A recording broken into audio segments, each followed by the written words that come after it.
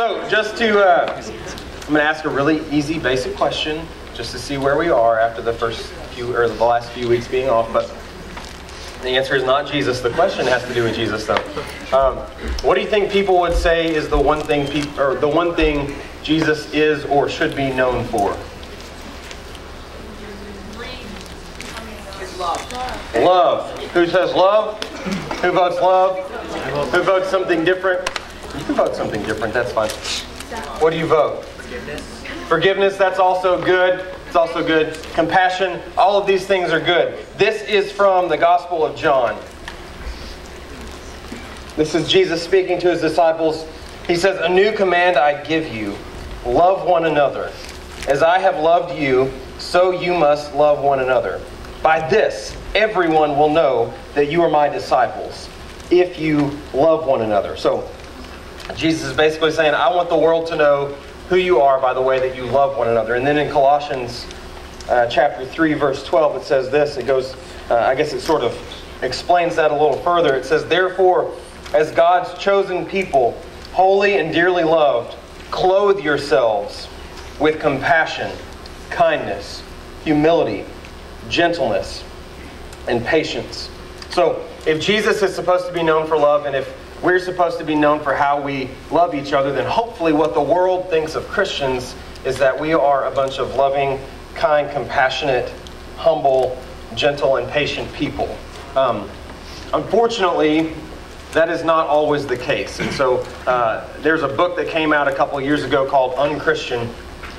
And it was a research study that was done with young adults who claim that they are not Christians, and it was asking them their perceptions of Christians. And so here is some stuff from that study. Pay close attention to the words on the shirts that these people are wearing.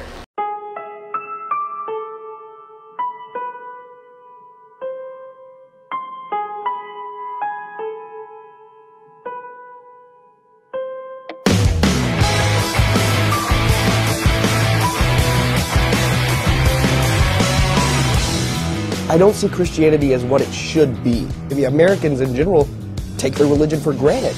They say, I'm a Christian, then turn around and do very unchristian things. There were a group of students in our class that were gay. You know, their first response was, that's wrong, it's a sin, they're going to hell. Do you really relate to the people in Darfur? Do you really care about them? Because on one hand it seems like if you really cared, if you really felt that that was a problem, you wouldn't be able to sleep at night. And you'd be already up donating as much money as you could, trying to help people.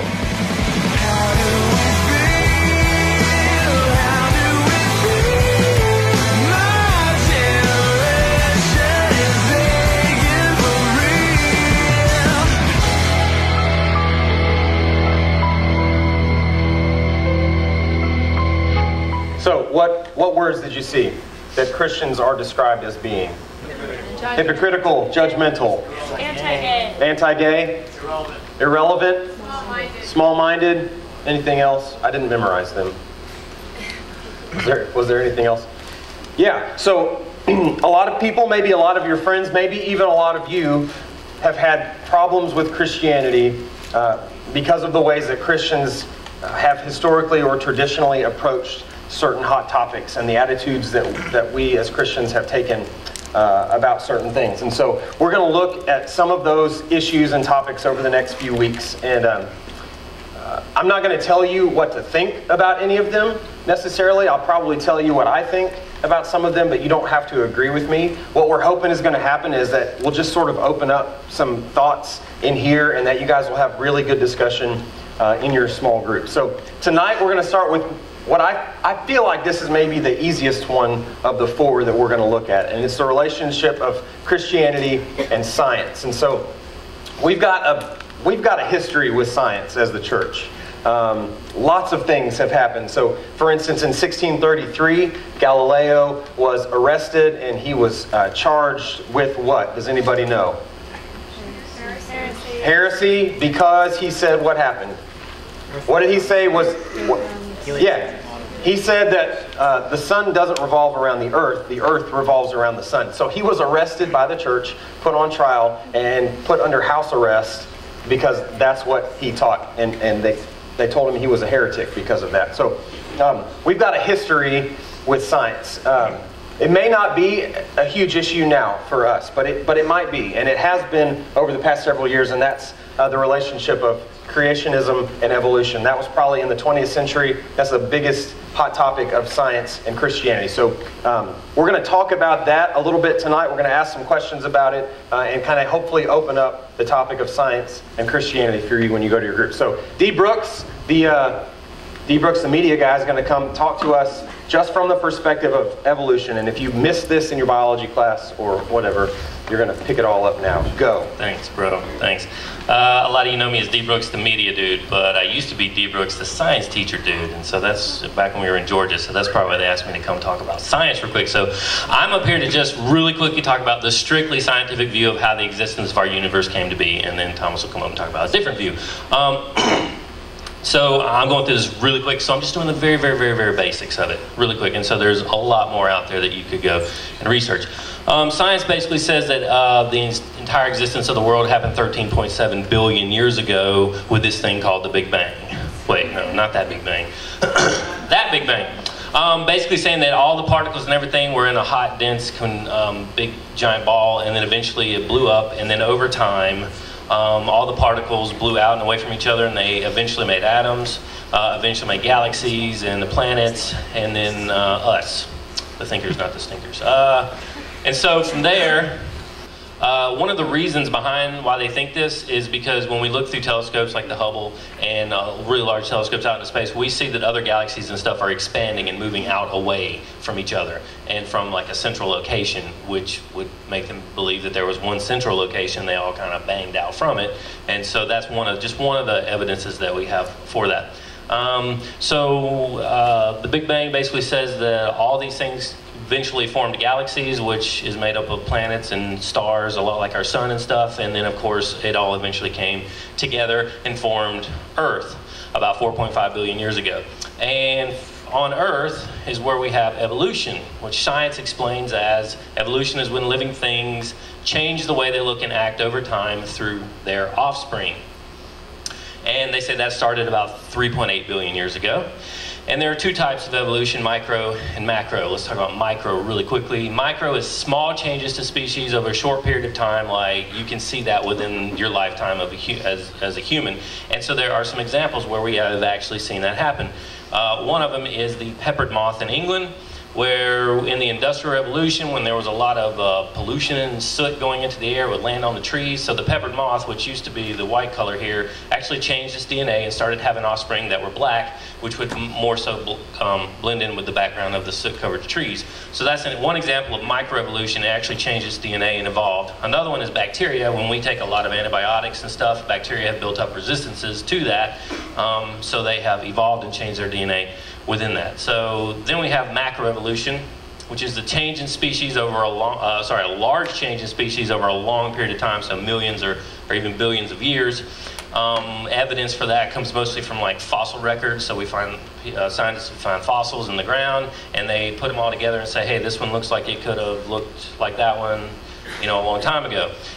Examples of this type of evolution is the most commonly known one, because it has stuff like fish changing over time into things like amphibians, and then the most well-known one is monkeys changing to men, changing to computer geeks. Hey, that's me. Sweet. And so this is basically what the strictly scientific view of how the world came to create us. You never go wrong when you end with a baby. So, how many of you wish D. Brooks had been your science teacher? Yes, that's good. All right, so this is Thomas Becker, the worship guy. He's going to talk to us about biblical. What you tell us what it is? Young Earth biblical literalism. Is that correct? Yes, Young Earth biblical literalism. Okay. Yeah, basically it's a lot of the opposite of what D. Brooks was talking about. Basically, these people they want to try to make science conform to the literal reading of the verses in Genesis. Basically, they believe that the earth was created in 6 24-hour days, just like Genesis says, and only in that time, and then he rested on the 7th day. They also believe that the earth is less than 10,000 years old, not billions of years old. And they get this from the genealogy that's talked about within the Bible. So it goes through, they take Adam all the way through Noah, Methuselah, was that his name? Yeah. 969 years old, yes. Those sort of things in the Bible, they add them all together, put the pieces together, and came up with that the earth couldn't be more than 10,000 years old. They believe that Adam and Eve were actual historical figures. They didn't come from monkeys or apes, but God created them as they were. Fossils are not millions of years old.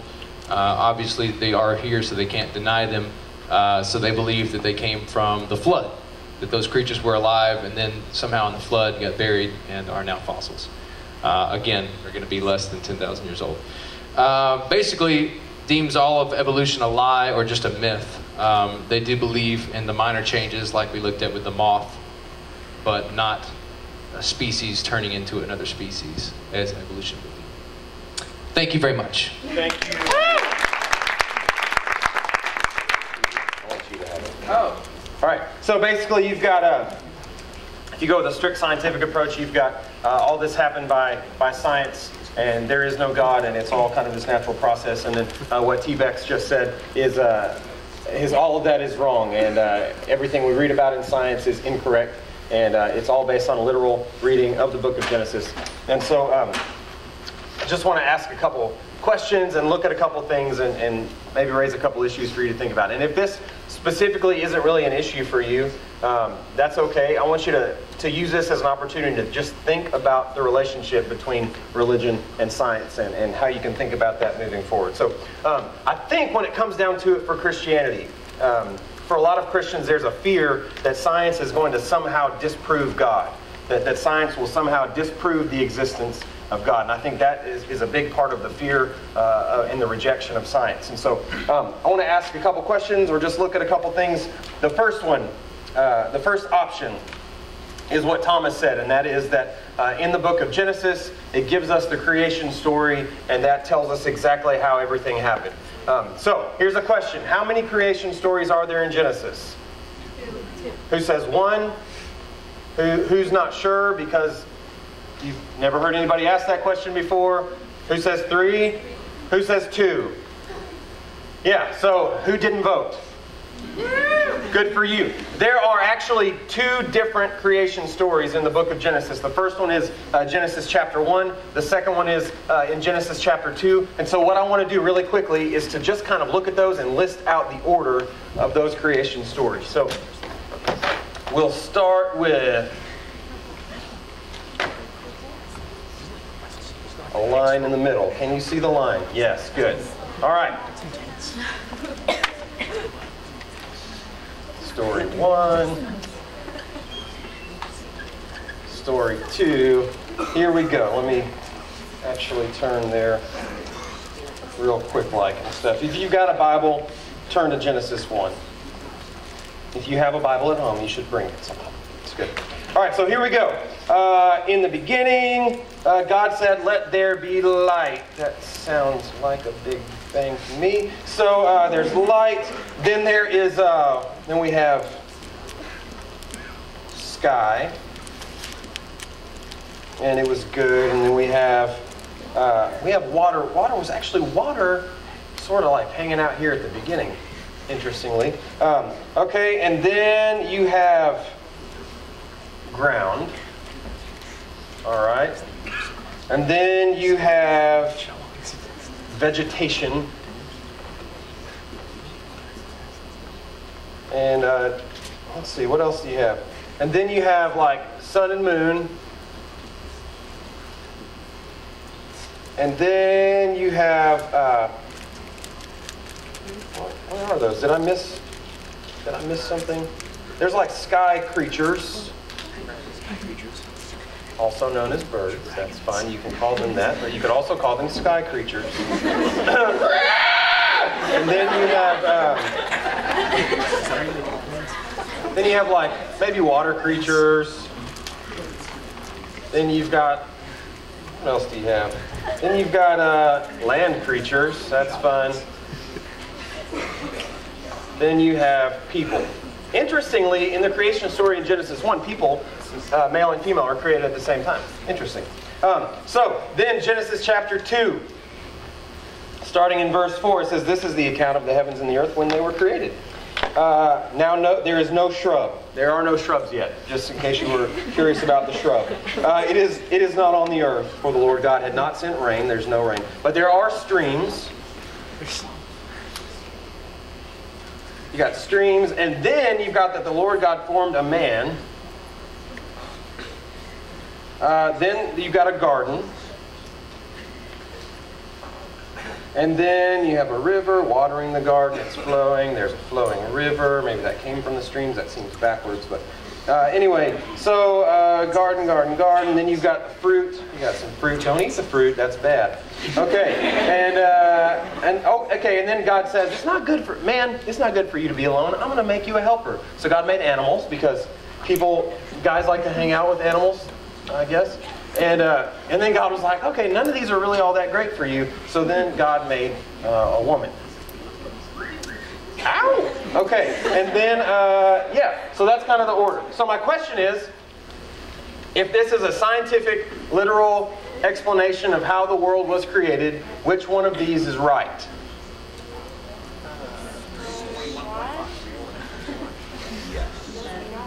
It's just something to think about. If it's a literal, it's supposed to be literally telling us how this all happened, and there's two creation stories and they don't line up, which one of them is right? That's just something to think about.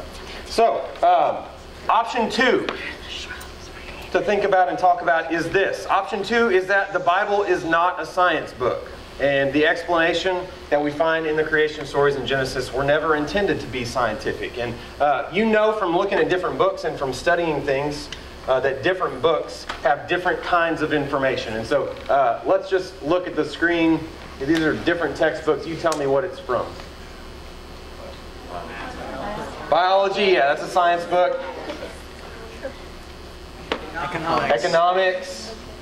I was impressed a 7th grader got that right earlier. What is this? Geography. Math.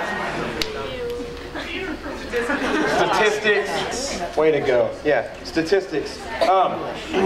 So option number 2 would be to say that the Bible and science are two different ways of trying to explain the same thing, and that they can go together. And so science, for instance, explains how the universe works, like kind of the how of the world and the how of creation. And that the Bible is more of a theological or a philosophical book, and it's really intended to teach us about the why. Like, why were things created? Who created everything? What's the purpose behind creation? And the two of them go together. That's kind of option 2. And so, in conclusion, that's kind of what I think. That's what I think is the case, that the two of them go together. And that I don't think that science has the ability to disprove the existence of God. In fact, Psalm 19:1 says this: "The heavens declare the glory of God. The skies proclaim the work of His hands." Personally, I think it's really cool every time a new scientific discovery is made, because I think that helps me understand just a little bit more about God and about how God works and about how things happen. And the more I see with that, the bigger God becomes to me. So, those are a couple options. You guys can throw out as many more as you want to in your small groups. Your leaders have all the answers. Let's pray.